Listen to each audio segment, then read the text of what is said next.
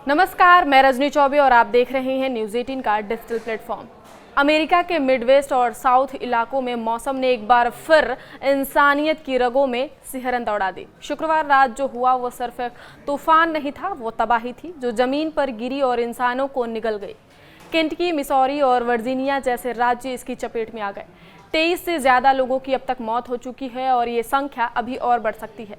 तो वहीं केंटकी में हालात सबसे ज़्यादा भयावह है। यहाँ रात 11:30 बजे पहला टॉर्नेडो अलर्ट लोगों के फ़ोन पर बजा, लेकिन चेतावनी और तबाही के बीच का जो फासला था वो बहुत छोटा निकला। लॉरेल काउंटी में 9 लोगों की मौत हुई है, जबकि राज्य भर में कुल मृतकों की संख्या 14 पहुंच गई है। गवर्नर एंडी बेशियर खुद मान चुके हैं कि ये आंकड़ा और ऊपर जाएगा। लॉरेल काउंटी के एक निवासी क्रिस कोमर ने बताया कि वो अपनी पत्नी और कुत्ते को लेकर भागकर रिश्तेदार के घर के क्रॉल स्पेस में छिपे। उन्होंने कहा, हमने टॉर्नेडो को महसूस किया जैसे धरती कांप रही हो। ये वो मंजर था जो सिर्फ फिल्मों में देखा था, अब हकीकत बन गया। उनका घर अब भी खड़ा है, लेकिन पास के कई घर पूरी तरह से मलबे में तब्दील हो चुके हैं। स्पेंसर ने कहा, यह वास्तव में विनाशकारी है। उन्होंने आगे यह भी कहा कि शहर में आपातकाल घोषित करने की प्रक्रिया चल रही थी और सबसे अधिक क्षतिग्रस्त इलाकों में शुक्रवार रात कर्फ्यू लगाया गया था। घायलों की संख्या तुरंत ज्ञात नहीं हो सकी। बोन्स ज्यूइश अस्पताल ने तूफान के कारण 20 से 30 प्रभावित मरीजों को भर्ती किया। अस्पताल की प्रवक्ता लॉरा हाई के अनुसार कुछ गंभीर स्थिति में थे और अधिकांश को शुक्रवार रात तक छुट्टी मिलने की उम्मीद थी।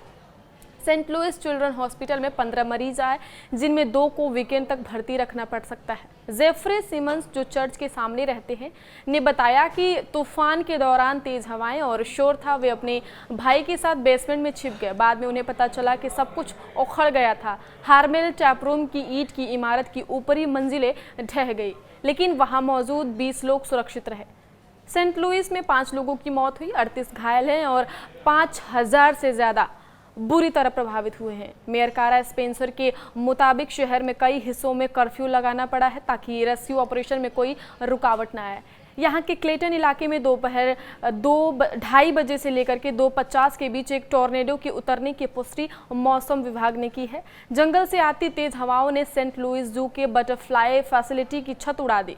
कर्मचारियों ने बड़े मुश्किल से तितलियों को इकट्ठा किया और उन्हें पास के कंजर्वेटिव में शिफ्ट किया।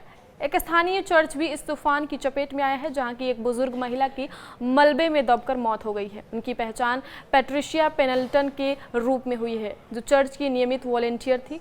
वर्जीनिया में भी 2 लोगों की मौत हुई है। वहीं शिकागो में हालात और अजीब रहे। यहाँ अचानक धूल का तूफान उठा, जिसे मौसम विभाग ने डस्ट स्टॉर्म वार्मिंग के तौर पर वर्गीकृत किया।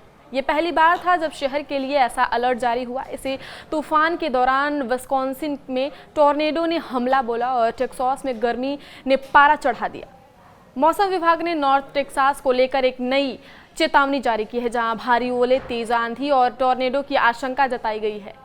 अमेरिका में हर साल औसतन 1200 टॉर्नेडो आते हैं। पहले ये ओक्लाहोमा, टेक्सास और कांसास जैसे राज्यों में ज़्यादा होते थे, लेकिन अब शोध बता रहे हैं कि ये धीरे धीरे दक्षिण और पूर्व की ओर बढ़ रहे हैं।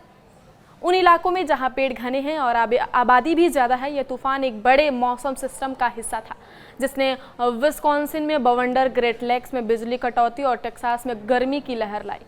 मैरियन, इलिनोइस में बवंडर आपातकाल की चेतावनी जारी की गई है। शिकागो में धूल भरी आंधी ने दृश्यता कम कर दी। केंटकी, टेनेसी और मिसौरी में टेनिस बॉल के आकार के ओले और 120 किमी प्रति घंटे की हवाएं दर्ज की गई।